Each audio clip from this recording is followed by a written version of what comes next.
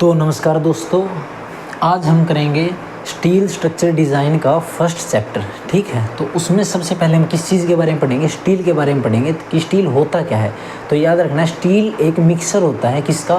Pure iron का plus carbon का plus other elements का। तो पहली डेफिनेशन क्या है? जो हमारा स्टील होता है वो किस चीज़ का मिक्सर होता है? प्योर आयरन का प्लस कार्बन का, इसका कार्बन का प्लस अदर एलिमेंट्स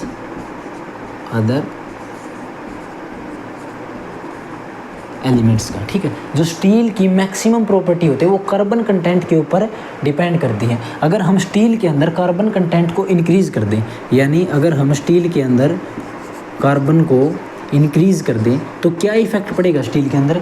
स्टील की स्ट्रेंथ भी क्या हो जाएगी? इंक्रीज़ हो जाएगी। तो स्ट्रेंथ ऑफ स्टील क्या हो जाएगी? इंक्रीज़ हो जाएगी। स्ट्रेंथ क्या हो जाएगी? इंक्रीज़ हो जाएगी। और जब स्ट्रेंथ इंक्रीज़ होती है किसी चीज़ की, उसी चीज़ का मेल्टिंग पॉइंट भी क्या हो जाता है? ज़्यादा हो जाएगा। तो इसका स्टील का मेल्टिंग पॉइंट भी क्या हो जाएगा? ज़्यादा हो जाएगा। ठीक है, ये हो गया स्टील के बारे में। अब इसके एडवांटेज क्या क्या होते हैं, इसके लाभ क्या क्या होते हैं अगर हम इसको स्ट्रक्चर में यूज़ करते हैं? तो एडवांटेज ऑफ स्टील क्या होती है? एडवांटेज, ये आपका पहला क्वेश्चन आ गया जो डिप्लोमा के 6th सेमेस्टर के अंदर जो एग्ज़ाम होंगे उसके अंदर पूछा जाएगा कि एडवांटेज ऑफ स्टील। ठीक है, इसके लाभ क्या क्या होते हैं? अगर हम किसी भी स्लैब के अंदर, कॉलम के अंदर या बीम के अंदर स्टील का यूज़ करते हैं तो उससे क्या हो जाता है? जो फर्स्ट एडवांटेज होता है उससे क्या होता है? It increase the strength. It increase the strength. सबसे पहले क्या करता है?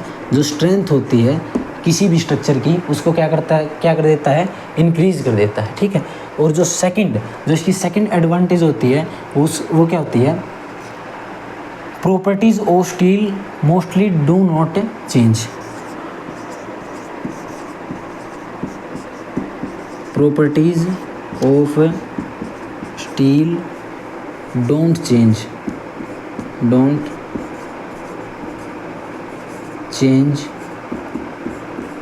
With time. यानी जो स्टील की जो प्रॉपर्टीज़ होती हैं वो टाइम के अनुसार चेंज नहीं होती। और इसकी सेकंड एडवांटेज क्या आ जाती है?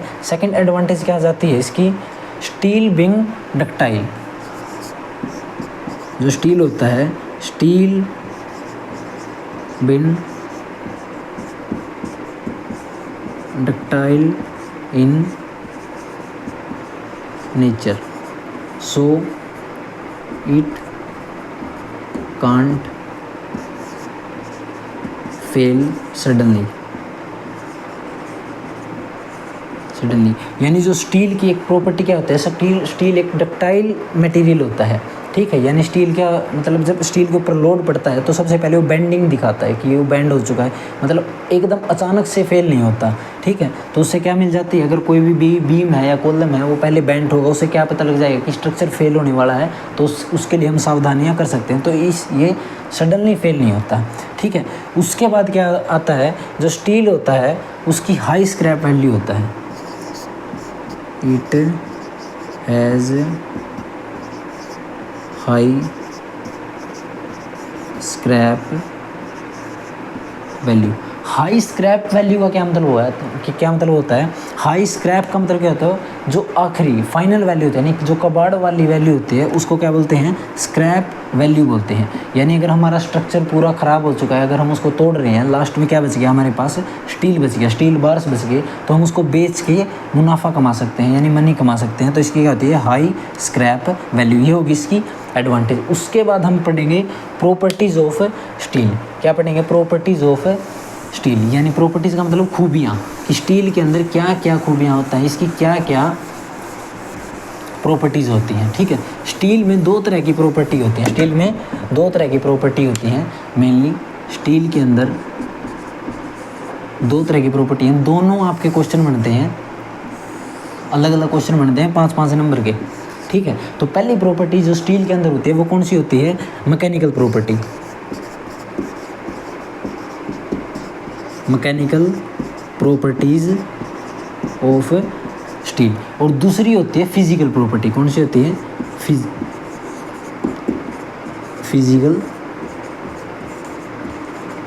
प्रॉपर्टीज़, ठीक है। मैकेनिकल प्रॉपर्टीज़ कौन सी होती है?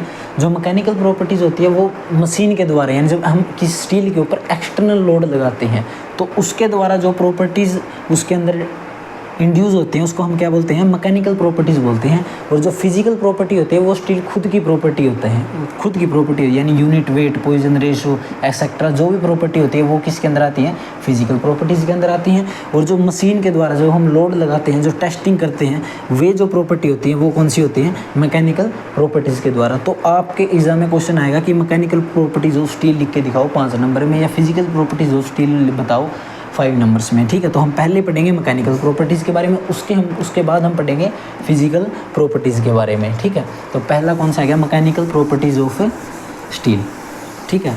Mechanical properties of steel, mechanical properties, mechanical properties of steel, steel की मैकेनिकल प्रॉपर्टीज़। तो देखो, सबसे पहले हमने स्टील बार लिया, ठीक है। ये क्या लिया? स्टील बार लिया, यानी एक सरिया लिया, उसको हमने थोड़ा मोड़ा, सरिया छोड़ो, हमने एक स्टील का स्केल लिया, ठीक है। एक स्केल लिया स्टील वाला, उसको हमने थोड़ा मोड़ा। उसके बाद क्या हो गया? हमने इसके ऊपर फोर्स लगाया और छोड़ दिया, वो तो क्या हो जाएगा? वापस सीधा हो जाएगा थोड़ी देर में, ठीक है। फिर से फोर्स लगाया और क्या हो गया? छोड़ा तो क्या हो गया? सीधा हो गया। इसी प्रॉपर्टी को हम क्या बोलते हैं? इलास्टिसिटी बोलते हैं। क्या बोलते हैं? तो जो फर्स्ट मैकेनिकल प्रॉपर्टी आ गई तो वो कौन सी आ गई? इलास्टिसिटी। कौन सी आ गई?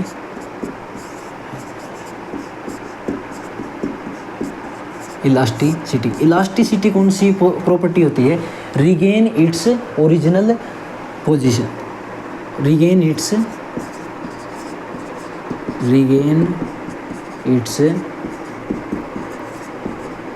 ओरिजिनल शेप, यानी जो स्केल की, जो हमने स्टील का स्केल लिया था उसकी पहले शेप मान लो ये थी, ठीक है। हमने बाद में फोर्स लगाया, ऐसे हो गया, लेकिन वो बाद में वो फोर्स छोड़ दे के वापस क्या आ गया? उसकी ओरिजिनल शेप में आ गया। तो उसी को क्या बोलते हैं? हम इलास्टिसिटी बोलते हैं, रिगेन इट्स ओरिजिनल शेप या पोजीशन। उसके बाद जो सेकंड प्रॉपर्टी आती है उसको हम बोलते हैं प्लास्टिसिटी। क्या बोलते हैं? प्लास्टिसिटी। जो प्लास्टिसिटी होती है वो होता है परमानेंट डिफॉर्मेशन। क्या होता है? Permanent deformation. मान लो एक हद तक तो हमने इस पर फोर्स लगाया और ये वापस रिगेन होता गया, लेकिन एक टाइम ऐसा आएगा जब वो स्किल परमानेंट, मान लिया हमने उसके ऊपर ज़्यादा ही फोर्स लगा दिया तो क्या हो जाएगा? वो परमानेंट डिफॉर्म हो जाएगा। तो ये क्या होता है? प्लास्टिसिटी क्या होती है? Permanent deformation, permanent deformation. ये होगी हमारी सेकंड प्रॉपर्टीज ऑफ स्टील। उसके बाद क्या होता है? Third property, ductility.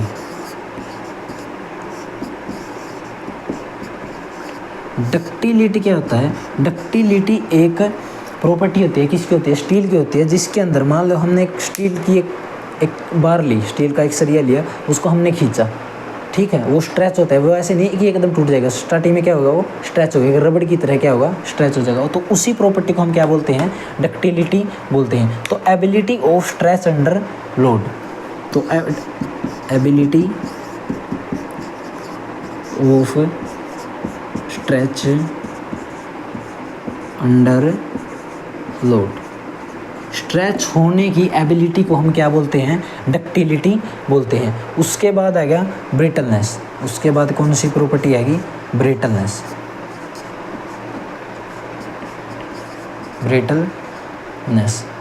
ब्रिटलनेस क्या होता है? ब्रिटलनेस होता है tendency to fail with a negligible deformation. Tendency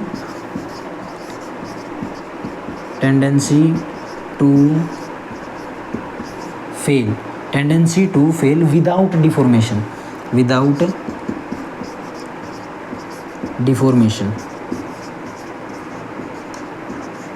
deformation. इसका मतलब क्या होता है, मान लें हमने एक बर्फ़ का टुकड़ा लिया, ठीक है, कुछ ऐसे भी स्टील होते हैं, एक स्टील को छोड़े हमने एक बर्फ़ का टुकड़ा लिया, उसके ऊपर क्या होगा, वो ऐसे नहीं होगा कि आपने फोर्स लगाया पहले वो क्या होगा, खींचेगा या उसमें इलास्टिसिटी आएगी या प्लास्टिसिटी आएगी या डक्टिलिटी आएगी, वो सीधा टूट जाएगा, और फोर्स लगाओगे वो बिखर के टूट जाएगा। तो उसी प्रॉपर्टी को हम क्या बोलते हैं, ब्रिटलनेस बोलते हैं। कई तरह के स्टील बार्स यानी स्टील के सरिये कई ऐसे होते हैं जिसके ऊपर हम सीधा फोर्स, शुरू में तो वो टूटेंगे नहीं, लेकिन उसके ऊपर ज़्यादा फोर्स लगाएं तो सीधा बिखर जाएंगे, तो उसी को हम क्या बोलते हैं, ब्रिटलनेस बोलते हैं। टेंडेंसी टू फेल होने की टेंडेंसी विदाउट डिफॉर्मेशन, उसके अंदर कोई डिफॉर्मेशन नहीं आएगा, वो सीधा क्या हो जाएगा, फेल हो जाएगा, उसी को हम क्या बोलते हैं, ब्रिटलनेस बोलते हैं। और इसकी जो फिफ्थ प्रॉपर्टी आ गई वो आ गई क्रीप। क्या आ गई, CREEP। क्रीप क्या होता है, मान लो आपने एक रेलवे लाइन ली, ठीक है, रेल्स जो हमारे जिसके ऊपर रेलगाड़ी चलती है, रेल्स ली, वो क्या होता है, उसके ऊपर परमानेंट क्या होता है, लोड लगता रहता है। जब ट्रेन आती है तो लोड लगता रहता है, तो उससे क्या हो जाता है, परमानेंट डिफॉर्मेशन आने लग जाता है उसके अंदर, ठीक है, permanent deformation under the constant load, उसी को हम क्या बोलते हैं, क्रीप बोलते हैं। तो ये क्या होता है, परमानेंट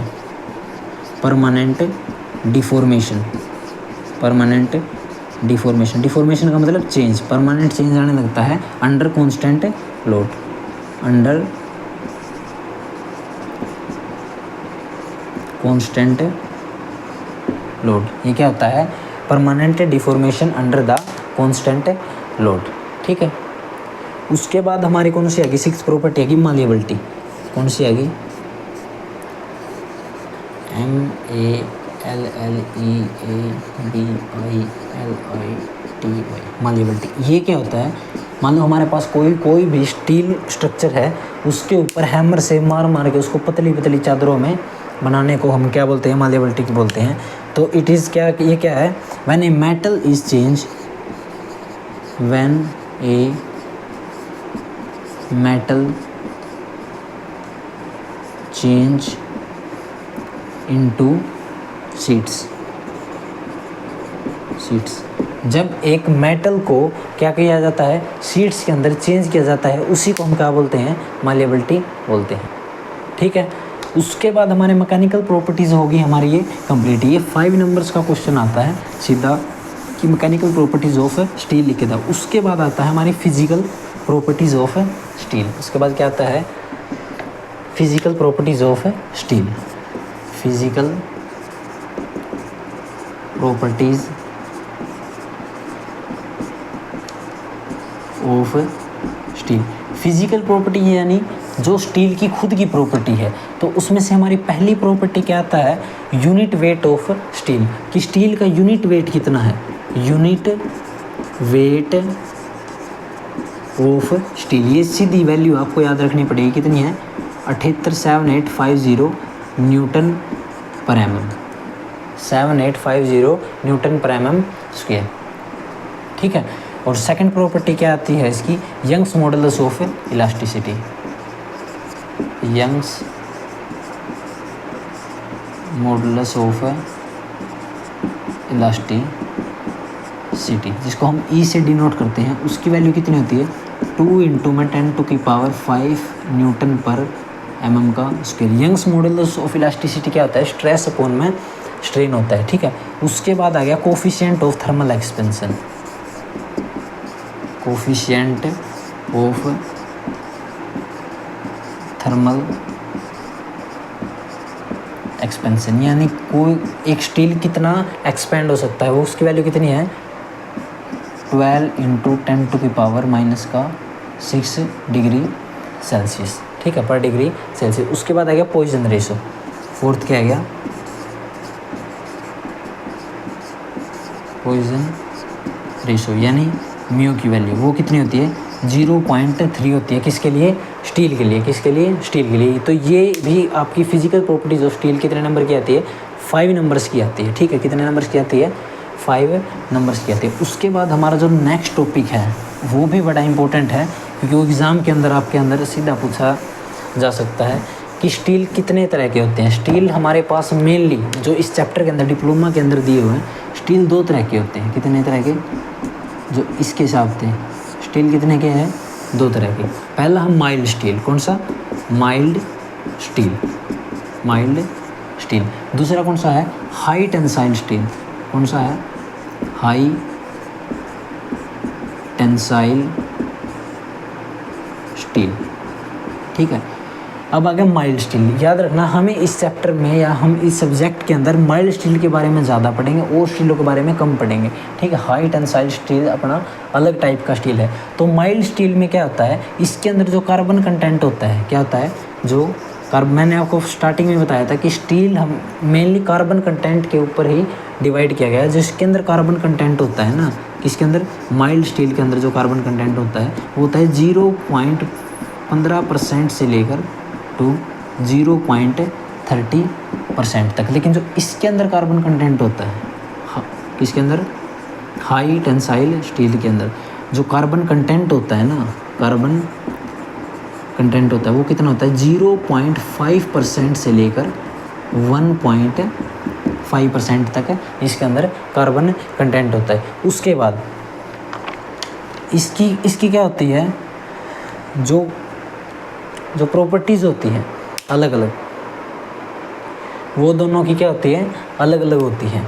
और सेकंड, इसके अंदर कार्बन कंटेंट क्या है, कम है, और इसकी जो स्ट्रेंथ है, कार्बन कंटेंट कम होगा यानी इसकी स्ट्रेंथ भी क्या होगी, कम होगी। तो माइल्ड स्टील की जो स्ट्रेंथ है as compare to high tensile strength वो भी क्या है, लो है। लेकिन जो इसकी स्ट्रेंथ है, इसकी हाई टेंसाइल स्टील की जो स्ट्रेंथ है वो क्या है, हाई है, वो क्या है, हाई है। तो अब इसकी स्ट्रेंथ लो होगी यानी ये क्या है, इससे डुप्लीकेट स्टील है, यानी इसकी जो कॉस्ट है वो भी क्या है, लो है। अब इसकी सब कुछ हाई है, कार्बन कंटेंट भी हाई है, स्ट्रेंथ भी हाई है, तो इसका मतलब इसकी जो कॉस्ट है वो क्या है, मोर है, कॉस्ट मोर है। किसके कंपैरिजन में, माइल्ड स्टील के कंपैरिजन में। तो लेकिन ज़्यादातर हम किसका यूज़ करेंगे, माइल्ड स्टील का यूज़ करेंगे। तो यूज्ड इन बिल्डिंग्स, ठीक है। लेकिन जो हाई टेंसाइल स्टील होता है ये किसके अंदर यूज़ होता है, यूज्ड इन क्रेन्स में यूज़ होता है, और ब्रिजेज़ में यूज़ होता है। अब चाहे इनके अलग अलग क्वेश्चन आए, माइल्ड स्टील का या हाई टेंसाइल स्टील का, या इनका डिफरेंस आए, आप इनको लिख सकते हैं 5 नंबर्स में, ठीक है। तो हमारा जो नेक्स्ट टॉपिक है और जो इस चैप्टर का लास्ट टॉपिक है और मेन भी है, वो क्या है, सेक्शंस ऑफ स्टील के अलग अलग तरह के सेक्शन, या बोल सकते हैं इनको स्ट्रक्चर, ठीक है। उसी को हम क्या बोलते हैं। उसके बाद हमारा जो इस चैप्टर का लास्ट टॉपिक है वो आ गया सेक्शन। क्या आ गया, सेक्शंस ऑफ स्टील के अलग अलग तरह के क्या होते हैं, सेक्शंस होते हैं, ठीक है। जैसे कि आई सेक्शन, टी सेक्शन या चैनल सेक्शन, ठीक है। आई सेक्शन कौन सा होता है, जो हम गाटर्स यूज़ करते हैं घरों की स्लैब्स में, ठीक है। घरों की छतों में जो हम गाटर्स यूज़ करते हैं उनको साइड से देखेंगे ना तो आई जैसी शेप मिलेगी, ठीक है। और जो रेलवे लाइंस बिछी होती है उनमें भी अगर साइड से देखोगे, आप ऐसे देखोगे तो उसमें आई की शेप मिलेगी, उसी को हम क्या बोलते हैं, आई सेक्शन बोलते हैं। तो फर्स्ट आ गया अपना कौन सा, आई सेक्शन के बारे में पढ़ेंगे। इसके बारे में आई सेक्शन के बारे में पढ़ेंगे, आई सेक्शन के बारे में। तो आई सेक्शन की शेप किस तरह की होती है, कुछ इस तरह की होती है।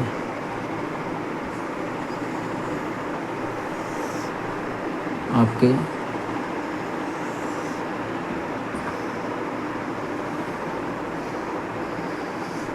आई सेक्शन की शेप कुछ इस तरह की होती है। अब आपको ये ध्यान से देखना है, जो इसका ऊपर वाला पार्ट होता है इसको बोलते हैं फ्लैंज। क्या बोलते हैं, फ्लैंज। जो ये वाला ऊपर वाला पार्ट, या इसके जो मतलब साइड वाला, ये वाला और ये वाला, इसको हम क्या बोलते हैं, फ्लैंज, FLANG, इसको हम क्या बोलते हैं, फ्लैंज बोलते हैं। और इसका जो बीच वाला पार्ट होता है इसको हम बोलते हैं वेब। क्या बोलते हैं, वेब। इसको हम क्या बोलते हैं, वेब, ठीक है। इतना क्या समझ में। दूसरी बात जो ये होगी, यहाँ से लेके यहाँ तक की लेंथ, ये क्या होगी, ब्रेथ ऑफ फ्लैंज, यानी बी यानी breadth, F breadth of flange, ठीक है। और ये वाली ये क्या होगी, यहाँ से लेके यहाँ तक, ये क्या होगी टी ऑफ एफ। टी का मतलब थिकनेस ऑफ फ्लैंज, ठीक है। अब ये क्या होगी वेब। अगर हम इसकी बात करें ये वाली, तो ये क्या होगी टी डब्ल्यू यानी thickness of web. T W यानी थिकनेस ऑफ वेब। उसके बाद ये भी क्या होगी अपनी फ्लैंज होगी, ये होगी अपनी वेब। उसके बाद आ गया रूट रेडियस। जो एक कॉर्नर मुड़े होते हैं ये शार्प नहीं होते, ऐसे नहीं मुड़े होते, ठीक है। ये क्या कैसे मुड़े होते हैं, ऐसे मुड़े होते हैं थोड़ा सा, ठीक है, सर्कल टाइप में। तो सर्कल टाइप में ऐसे होते हैं, तो इसके अंदर कुछ रेडियस भी मिलेगी, यहाँ पर भी मिलेगी और यहाँ पर भी मिलेगी रेडियस। तो जो रेडियस होती है ना, ये जो आर होती है, ये जो R1 होती है, ये भी क्या होती है R1, सब की बराबर होती है R1 यहाँ भी R1 यहाँ भी R1। तो इसको हम बोलते हैं रूट रेडियस। क्या बोलते हैं रूट रेडियस। मान लो इस पूरा जो आई सेक्शन है इसकी जो डेप्थ है ये क्या है D है। क्या है ये पूरी डेप्थ, इसको ये क्या है अपनी D है। तो अब ऐसे ही इसकी रूट रेडियस होगी। मान लो इसकी रूट रेडियस कितनी थी R1, इसकी भी कितनी होगी R1, ये रेडियस यहाँ भी R1, ठीक है। अगर आपको ये पूरी डेप्थ कितनी होगी D, ये क्या हो गया BF। ये पूरा इसका स्ट्रक्चर है, ठीक है। उसके बाद आती है types of I section. Types of I section. I section के कितने टाइप होते हैं, तो आई सेक्शन के मेनली 5 टाइप्स होते हैं। कितने होते हैं 5 टाइप्स। आपको सीधा लिखना है, इसके 5 टाइप्स होते हैं। फर्स्ट कौन सा होता है AIS Indian standard JB, Indian standard J से जूनियर, बी से बीम। क्योंकि जो आई सेक्शन होता है मैंने आपको बताया स्लैब्स के अंदर गार्टर जिसको बोलते हैं उसी को आई सेक्शन बोलते हैं, गार्टर्स के अंदर यूज़ होता है। तो इसके पीछे क्या लगेगा बीम लगेगा, ठीक है। जो आई सेक्शन होगा वो क्या होगा बीम, एक बीम के तौर पर काम किया जाता है इसके। आई से इंडियन स्टैंडर्ड, जे से जूनियर, बी से beam. Indian standard junior beam में क्या होता है, इसके अंदर एक लाइट वेट के अंदर ये यूज़ किया जाता है, यूज़ अंडर लाइट लोड। तो ये कि कहाँ यूज़ किया जाता है, यूज़ अंडर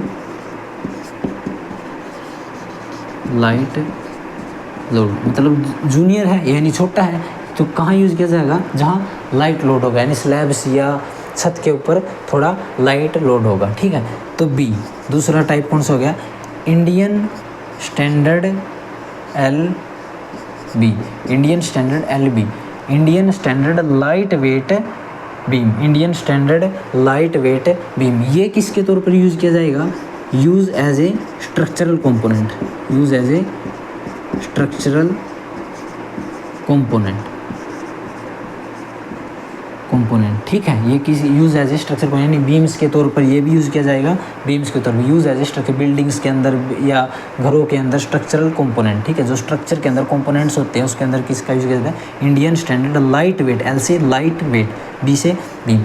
उसके ऊपर C यानी third, I Indian standard medium weight beam, M से मीडियम। अलग अलग है बस, बाकी सब सेम है। IS ये B, IS B, बीच में, J से जूनियर, L से लाइट वेट, N से मीडियम वेट। तो ये भी किस में यूज़ किया जाएगा, use under the use as a structural component, ये दोनों यानी बीम्स के तौर पर, ठीक है। तो D फोर्थ कौन सा आ गया, इंडियन स्टैंडर्ड H से हैवी वेट बीम। अगर मान लो इस गार्टर का वेट बिल्कुल हैवी है तो इसमें हम स्लैब्स के अंदर यूज़ नहीं कर सकते। अगर हमने स्लैब्स के अंदर इसको यूज़ किया तो ज़्यादा हैवी वेट हो गया। अगर स्लैब इसके अंदर हैवी वेट है तो क्या हो जाएगा, बेंड हो जाएगा, थोड़ा मुड़ जाएगा। तो इसको हम किसके तौर पर यूज़ करेंगे, Indian standard heavy weight beam को हम किसके तौर पर यूज़ करेंगे, यूज़ एज ए कॉलम। अगर हमने एक कॉलम के तौर पर यूज़ किया तो इसके अंदर हमें कोई भी दिक्कत नहीं आएगी। उसके बाद आ गया फिफ्थ टाइप कौन सा हो गया, Indian standard wide flange beam. W का मतलब क्या है, वाइड फ्लैंज।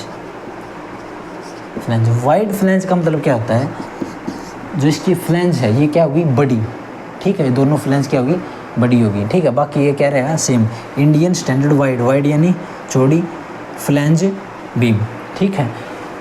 ये कहाँ पर यूज़ होगा, जहाँ पर क्या होता है, जहाँ पर बेंडिंग मोमेंट क्या होता है, ज़्यादा होता है ट्रांसफर डायरेक्शन में। मान लो अगर हम ये छोटे छोटे रख दें दोनों को, इसको भी छोटा कर दें, इसको भी छोटा कर दें, और इसके ऊपर कोई लोड लगाएं, तो ज़्यादा चांसेस है क्या हो जाएगा, एकदम टिल्ट हो जाएगा, ठीक है, ये क्या हो जाएगा, बेंड हो जाएगा। लेकिन अगर हमने इसको बड़ा कर दिया, इसको, इन दोनों को भी क्या कर दिया, बड़ा कर दिया, तो ये क्या हो जाएगा, इसकी स्टेबिलिटी क्या हो जाएगी, ज़्यादा हो जाएगी। तो इसके ऊपर लोड लगाएंगे तो उससे क्या होगा, हमारा जो बेंडिंग मोमेंट है वो क्या होगा, रजिस्ट होगा, ठीक है। व्हेन क्या होगा, when heavy bending moment need to resist, तो कहाँ यूज होगा, when heavy bending moment need to resist, ठीक है। तो ये हो गया हमारा आई सेक्शन और आई सेक्शन के टाइप्स, ठीक है।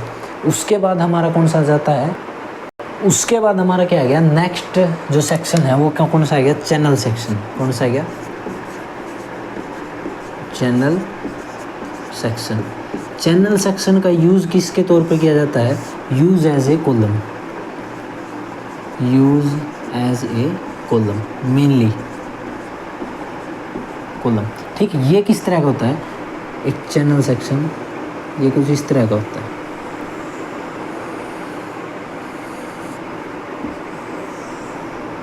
कुछ इस तरह का होता है, ठीक है। चैनल सेक्शन कुछ इस तरह का होता है, जिसके अंदर ये तो होती है हमारी कौन सी एक्सिस, एक्स एक्सिस, कौन सी होती है, एक्स एक्सिस, और ये वाली हमारी कौन सी होती है, वाई एक्सिस, कौन सी होती है, वाई एक्सिस, ठीक है। और ये उस इसमें सेम होता है, ये जो ये वाला पार्ट होता है इसको हम क्या बोलते हैं, फ्लैंज, क्या बोलते हैं, फ्लैंज, और इसको हम क्या बोलते हैं, वेब, क्या बोलते हैं, वेब, ठीक है। तो अगर मान लो हमें इसको बैलेंस करना होगा तो कि कहाँ पर बैलेंस होगा, यहाँ पर, ये क्या है इसका, सी जी यानी centre of gravity. Centre of gravity यहाँ से लेके यहाँ तक का डिस्टेंस कितना हो गया, ये वाला, यहाँ से लेके यहाँ तक का, मान लो ये हो गया हमारे पास CXX, ठीक है। और इसकी डेप्थ मान लो, पूरी डेप्थ कितनी मान लो, D, और यहाँ से लेके यहाँ तक का आधा डिस्टेंस कितना हो गया, D/2। तो CG कहाँ पर है, CXX पे और D/2 पे। ये क्या होगा हमारा चैनल सेक्शन, ठीक है। अब चैनल सेक्शन कितने तरह का होता है, इसके टाइप्स कितने होते हैं, ये 3 टाइप्स का होता है, कितने का, 3 टाइप्स का होता है। कितने टाइप्स का होता है चैनल सेक्शन, 3 टाइप्स का होता है, ठीक है। कितने टाइप का होता है, 3 टाइप्स का होता है। जो फर्स्ट टाइप होता है इसका IS, Indian standard junior channel, Indian standard junior channel. ये क्या होता है, जूनियर होता है, तो इसका मतलब ये क्या होगा, थिनर चैनल, ठीक है, थिनर चैनल, यानी इसकी जो विड्थ होती है वो क्या होती है, थोड़ी कम होती है। यहाँ ये क्या कहाँ यूज़ किया जाता है, use as a flexural member, FLEXURAL, flexural member. जो फ्लेक्सरल मेंबर क्या, वो क्या होता है, मान लो हमारे पास एक ये वॉल है, ठीक है, ये वॉल है, और हमने यहाँ पर बाहर एक स्लैब डाल दी, ऐसे क्या डाल दी, एक स्लैब डाल दी, किसके लिए, कार वगैरह की पार्किंग के लिए। अब ये स्लैब क्या होगी, इसमें बेंडिंग मोमेंट आना स्टार्ट हो जाएगा, ठीक है। ये क्या हो जाएगी, इसकी स्ट्रेंथ थोड़ी कम हो जाएगी, और इसमें बेंडिंग मोमेंट यानी ये थोड़ी थोड़ी हिलने लगेगी। तो यहाँ पर जो सपोर्ट के लिए लगाया जाएगा ना, उसको हम क्या बोलते हैं, फ्लेक्सरल मेंबर बोलते हैं, ठीक है।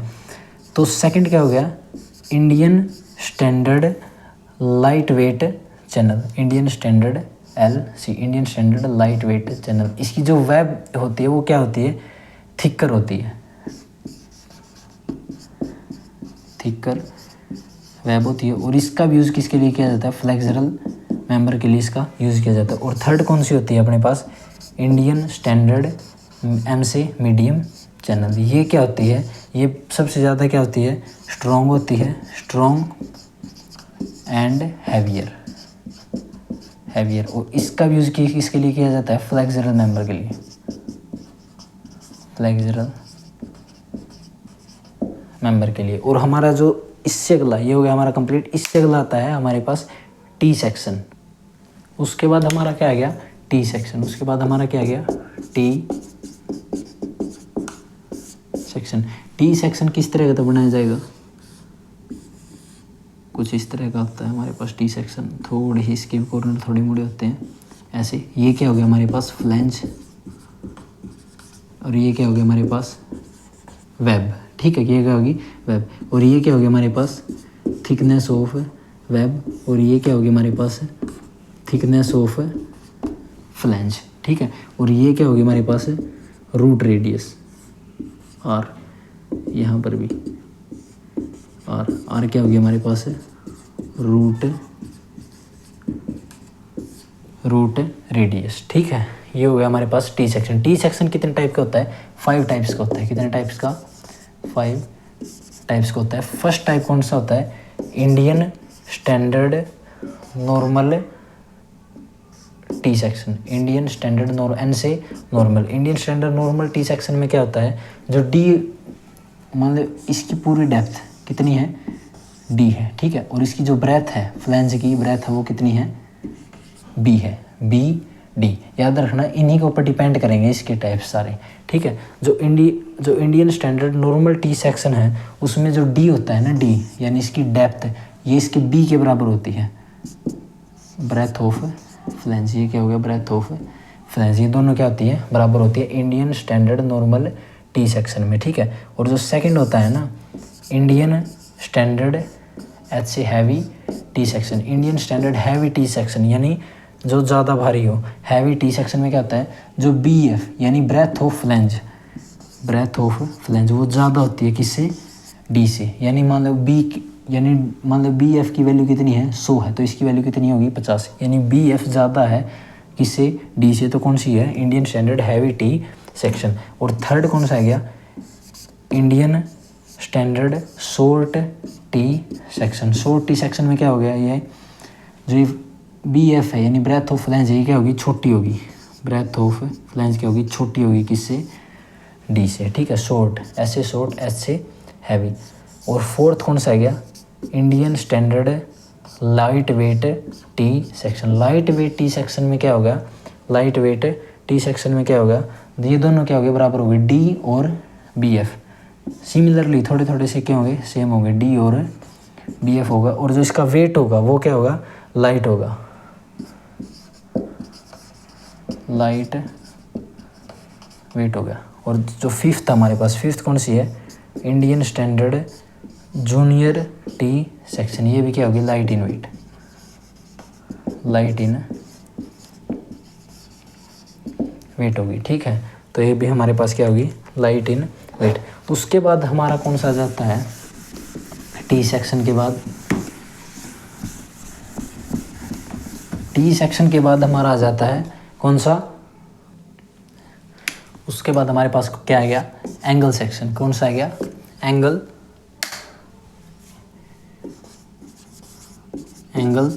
सेक्शन। एंगल सेक्शन भी हमारा बहुत ज़्यादा इंपॉर्टेंट है। एंगल सेक्शन में क्या होगा हमारे पास एंगल सेक्शन में हमारे पास एक एंगल की जैसे शेप का होगा ऐसे कुछ इस शेप का, ठीक है एंगल सेक्शन। तो जो ये नीचे वाली विड्थ होती है इसको बोलते हैं B1। क्या होती है B1। और जो ये वाली होती है इसको बोलते हैं B2। क्या बोलते हैं B2। यहाँ से लेके यहाँ तक ये क्या हो गया B1 ये हो गया B2। जो ये वाली ये इसको क्या बोलते हैं हम फ्लैंज। क्या बोलते हैं फ्लैंज FLAN फ्लैंज। और जो ये क्या होगी वेब। और ये क्या होगी हमारी थिकनेस। क्या होगी थिकनेस, ठीक है। जब भी हम एंगल सेक्शन को लिखेंगे सबसे पहले क्या लिखेंगे B1। क्या लिखेंगे B1। उसके बाद क्या लिखेंगे B2।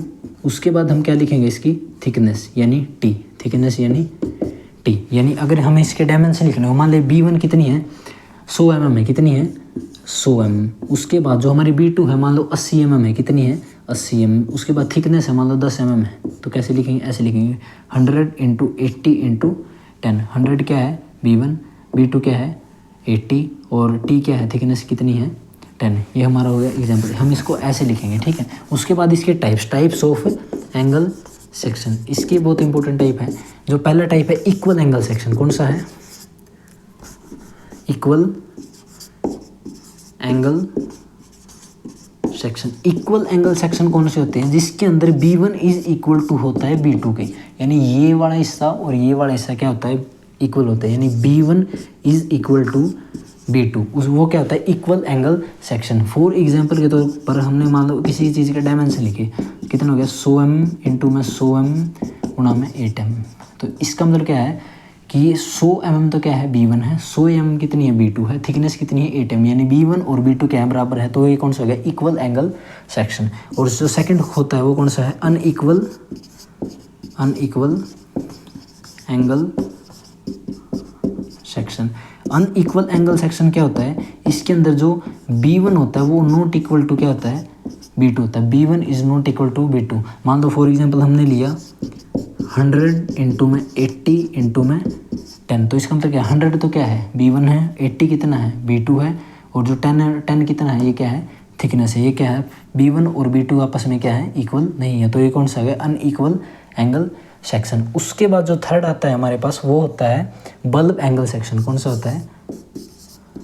बल्ब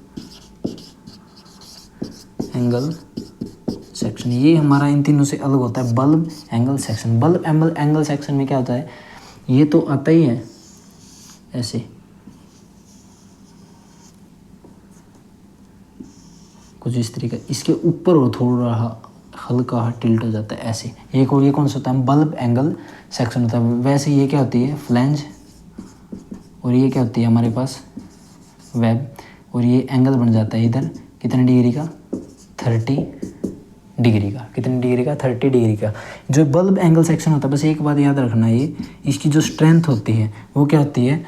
स्ट्रेंथ क्या होती है बल्ब एंगल सेक्शन की? ज़्यादा होती है। और ये यूज़ कहाँ होता है? शिप्स में, यूज़ इन शिप्स, समुद्री जहाज़ों में, शिप्स के अंदर इसका यूज़ किया जाता है। उसके बाद छोटे छोटे हमारे पास 3 टॉपिक आ गए।